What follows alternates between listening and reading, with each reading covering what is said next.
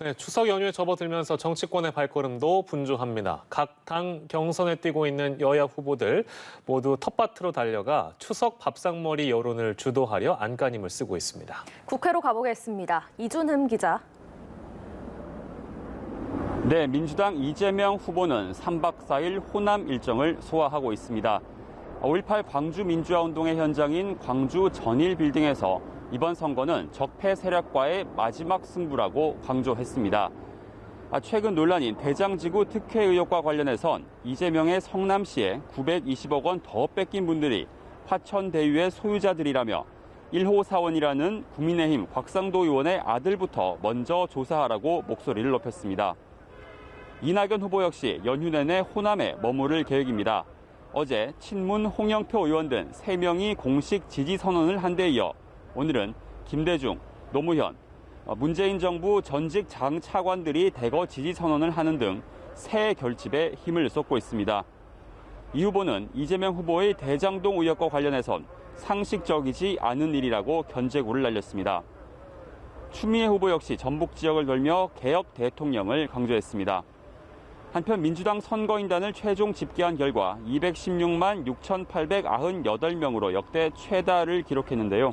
지도부는 중도 사퇴한 정세균 전 국무총리의 득표가 무효 처리된 것과 관련해 규정에 문제가 있다면서도 해석상의 여지는 없다고 선을 그었습니다. 예, 민주당 후보들 소식 알아봤는데 어제 첫 TV 토론회를 치른 국민의힘 주자들의 행보는 어떻습니까? 네, 먼저 윤석열 예비후보는 텃밭인 대구 경북 지역 순회 방문에 나섰습니다.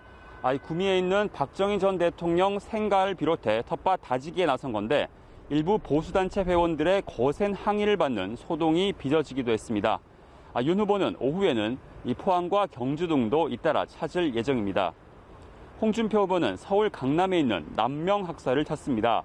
이 경상남도 재경 기숙사로 홍 후보의 경남도지사 시절 성과 중 하나로 꼽힙니다. 홍 후보는 자신의 조국 과잉 수사 발언에 대해 비판이 나오자 대선은 상대편, 중도층, 또 호남도 모두 투표에 참가한다며 반문만으로는 정권 교체가 되지 않는다고 맞받았습니다. 하지만 이에 대해 유승민 후보는 조국 전 장관의 경우 관용을 베풀 상황이 아니라고, 또 최재형 후보는 홍 후보의 발언이 실언이라고 각각 꼬집었습니다. 하태경 후보 역시 경쟁자를 공격하기 위해 공정의 가치마저 버렸다며 무릎 꿇고 사죄하라고 맹비난했습니다. 네, 한편 내일이 국민의힘 이준석 대표가 당대표로 취임한 지 100일이 되는 날인데 오늘 기자간담회를 열었습니다. 어떤 말을 했습니까? 네, 가장 강조한 건 개혁입니다. 불가역적인 정치 개혁을 통해서 대선을 승리하겠다고 다짐했습니다. 이 기성 보수 정당이 고집했던 반공 이념과 강성 보수 이미지로는 정치 개혁도 정권 교체도 불가능하다고 강조했습니다. 비과학적 언어로 선거를 바라보면 정권 교체는 멀어진다며 극우 유튜브와 선을 긋기도 했습니다. 또 내일이 민주당의 창당 66주년이기도 합니다. 송영길 대표는 66년 역사를 바탕으로 100년 정당의 문을 열 것이라고 다짐했습니다. 지금까지 국회에서 전해드렸습니다.